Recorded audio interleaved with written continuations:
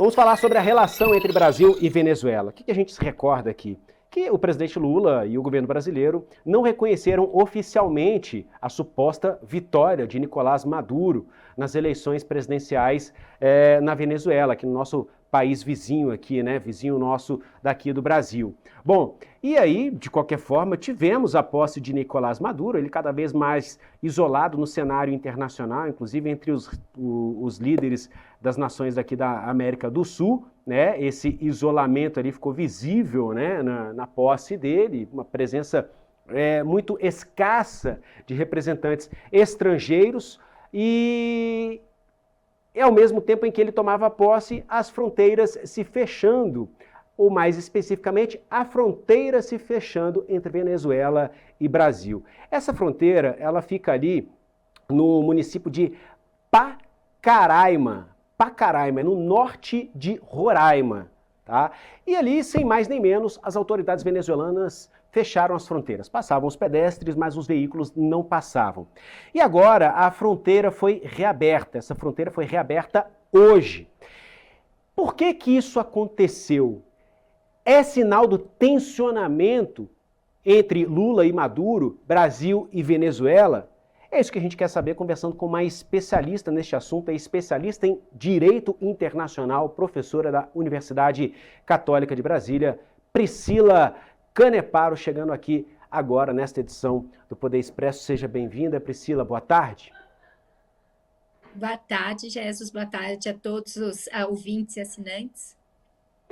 Tem a ver, então, ou não? Foi uma coincidência ou algo ali de praxe no meio de uma cerimônia de posse, algo que pode ter relação com a segurança, por exemplo? Ou pode ter sido, quem sabe, um recado para o governo brasileiro? Qual a avaliação que você faz sobre esse fechamento de fronteira conduzido aí pelas autoridades venezuelanas? Bom, vamos lá. A relação Brasil-Venezuela no atual momento, eu não diria nem a relação Brasil-Venezuela em termos de Estado, mas efetivamente em termos governamentais. Então, a relação Lula-Maduro, ela vem estremecida muito nesse terceiro mandato do Lula, isso é inegável. Então, basicamente, o que a gente observa é um toma lá da cá.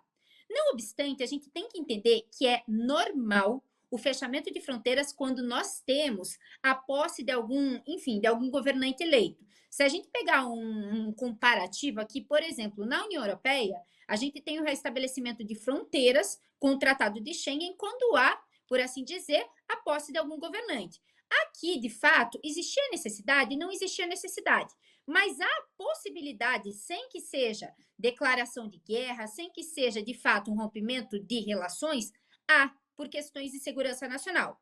Então, o que a gente idealiza é que, primeiro, em termos formais, o Maduro tenha fechado a fronteira com o Brasil, por conta, obviamente, de segurança nacional, para que não se tenha, ou se não se tivesse um risco à posse do Maduro e também nem o ingresso, por exemplo, do Edmundo Gonçalves, que não era o líder, mas que foi eleito, segundo a oposição, como governante do país. Porém, não obstante, a gente tem que pensar que o Brasil, de fato, não reconheceu o governo de Maduro.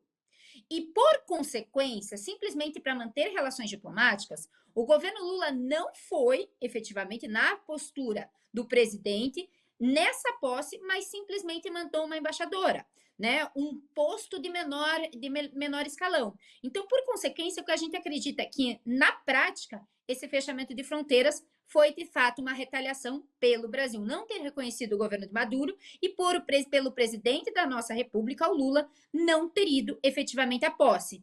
E, só para fechar a minha análise, a gente tem que pensar que com esse fechamento de fronteiras, a gente teve também uma nota do Itamaraty nos últimos dias, alegando justamente que o Brasil está extremamente preocupado, repudia e condena toda e qualquer violação de direitos humanos e, principalmente, perseguições contra a oposição que está ocorrendo na Venezuela. Então, é basicamente um toma lá da cá, quase que uma guerra fria entre Lula e Maduro. Não acredito que vai haver rompimento de relações diplomáticas, mas a gente tem que entender que esse atual contexto é um contexto de tensionamento entre ambos os governos.